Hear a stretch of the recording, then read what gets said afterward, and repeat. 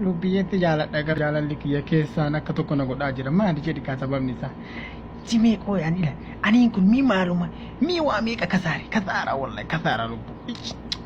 Yaa Rabbi waggaa meeqa biyyaan baateettee galtee tokko lammata durbummaa sirraan arganne umriin sirraa deeme mee anan daa'ima ati hagana geetta si akkuma jedhee si wajjin deema lubbuu meetta nuu bichaanatti akkuma jedhee si wajjin deema saalfadhee ture waa meeqan namiidha tokko idmeen kee fagaate lama durbummaa sirraan arganne mee maaluma biyyaati baatee biyyaan baa waggaa meeqa umriin sirraa dhume abbadha abba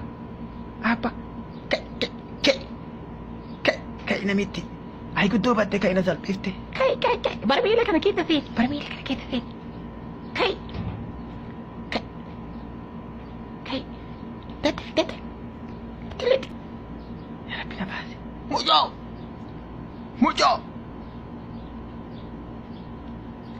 mucaan kun namitti ani irraa dhorgu sani wajjin jira wanta illee ta'u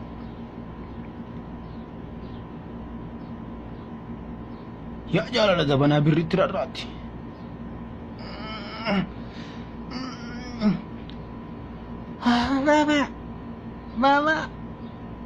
Baba, ribatti jira bar nagao. Baba, akkuma nama godhe nama naamesse baba bofatu as keessa jira baba. Bofni mana kana guutuu keessa deeme bofa hagamal ga'u bofa meeqa baba bofa meeqa as keessa jira bofa barmeela kana keessa seene tumaa dhaqee dadhabee naanne isaa dhaqee kun ulaalachi keessa jira na amani baba waan asiin jedhu gara malugaa rabbii bofa as keessa jira jechuudha gurbannaa na sobda laa baba hin ta'u dhugaa rabbi hin ta'u bofatu as keessa seene hagam gaayoo jette shuu jedhe hagam gaayoo jette bofni ila hakkinni ka'u baba guddaa tokko ila baba baran dhugamasitti maayila bofatu as keessa jira bara haga inni ka'u bara baba ila hirriba na kutee akkatti tumaa dhaqee dadhabee Mina kana keessa moo qabi mee hin banna baabaan banii akkamatti gabbaafna qabi oli qabi baba tila waaga kaamuna qabana seetaa baba maanatti laalta qabi harkisi baabne qabi baba akka kurreen irraa muqqaane baba nutti ol baba akka kurreen irraa muqqaane baba Ya Waaqayyo na zattari. Mata aja kau yang talati. Namiti mata aja kan. Mata dullatti narakib te usune mau angka cali wajib wajib kamu memal kamu harus.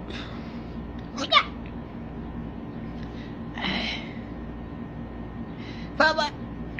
Baba urgupan aja te. Baba billahi biti baba burak.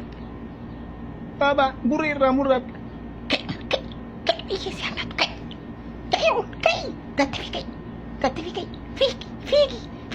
Figi ni bilang pura cutan Figi Hai bofa Haka ini kau bofa Tare bof ni Baba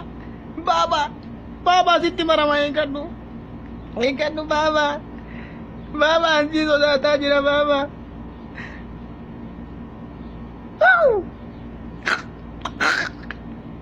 Mudi rekawat Baba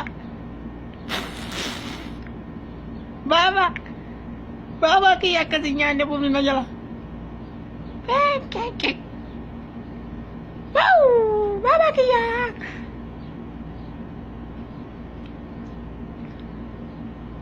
Baba tinggal lagi